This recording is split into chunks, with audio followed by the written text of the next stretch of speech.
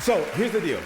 I was with my daddy at a film festival, and one of the first rules with Melvin, he laughs a lot. Laughing will keep your ass alive a lot longer. And he was there at a film festival, and this very important journalist stood up, and he said, "Mr. Van Peebles, is there a thematic running through your work, something that you care deeply about?" And my daddy took out his cigar and said, "Yeah." "When?"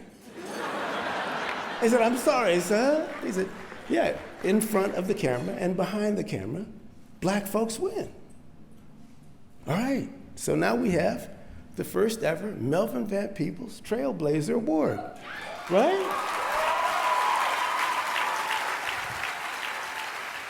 So if my dad were here tonight, and he looked out at everybody here, Maya, Morgana, Michaela, and Marley, he would look around the room and be super proud and say, "I know what winning looks like. Winning looks like some sisters from the hood with a daddy who cares about them to become Serena and Venus."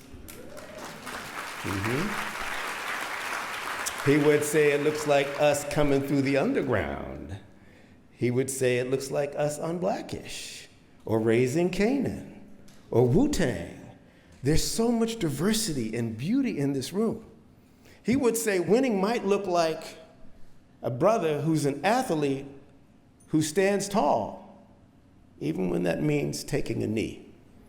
I'm proud to present the first Melvin Van Peebles Trailblazer Award to Sister Fine, Badass, Superpower, Super Dope Woman, fellow director, Ava DuVernay. Check this out. Ava DuVernay. Being a black woman writer, producer, director, and distributor, Ava has used her vision to tell the types of stories that reveal truth and recreate life on screen. Because I think that's what life is all about. You just give a little, and you watch and see what wonderful things happen. But Ava isn't just an award-winning visionary filmmaker. She is a transformational leader, working to break down barriers for people of color and women, to pioneering revolutionary new ways of inclusive hiring with Array Crew, championing the grassroots distribution of independent films with Array Releasing, and delivering dynamic social impact learning opportunities with Array 101, as well as always relentlessly pursuing social justice. Ava DuVernay. There's no one way to define her, but no one can deny that she is a trailblazer. Ava, give it up.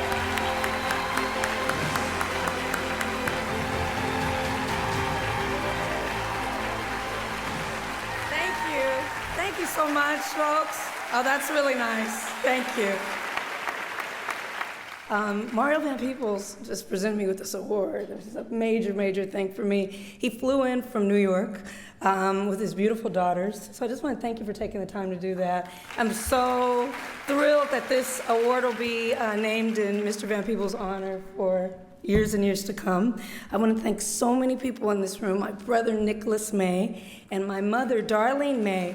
My mother Darlene May is from Compton, and she proudly tells me almost weekly for years, "A, did you know that Anthony Anderson is from Compton?"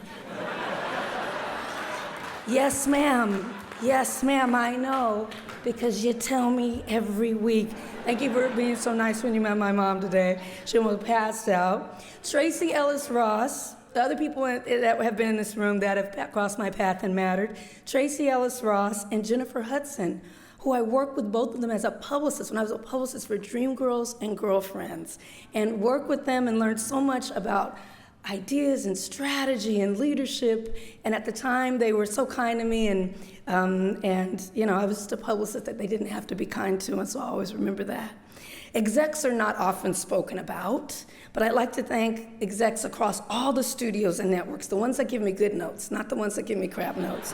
The ones that give me good notes, and 3 of them that give me the best notes, that don't just give notes to give notes, because that's their job. They give you a note that's really going to move it forward. So I want to thank the best note giver in the industry, Allison Engel, and her colleague, Peter Friedlander, and my dearest, dearest heart, who I can look forward to making movies with forever, Tendo Nagenda. Thank you for all the love and all the good notes. There are directors in the room, and it's just a director thing. Like, when black people, when you see other black people, you give like the nod wherever you are. It's a director thing too. So I'm just gonna shout out Kenny Leon and Barry Jenkins and Antoine Fuqua and James Samuel and Rebecca Hall. I have colleagues here from Queen Sugar, Aisha Coley, and Antonio Calvache, and Paul Garnes, and Tina Lifford, the first 4 collaborators on a TV series that's now going into its 7th season. Thank you all for being with me from the beginning of that. And finally, Chaz Ebert, who knows the difference that she and Roger made on my early filmmaking career, immeasurable.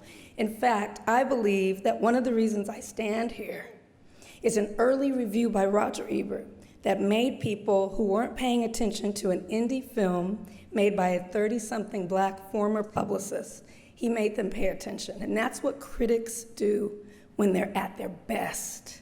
That's what they do for many in this room tonight, even by having us all here. I heard Patina, I heard a couple people say this is some of the first attention that they're getting for television and film work, and I just think it's glorious, and it moves people, and it matters. So thank you to the Critics' Choice Association for this honor. Thank you, Sean. Thank you for Madeline Hammond. There's a woman back there killing herself in the back to make all this work, and I appreciate you. Thank you very much.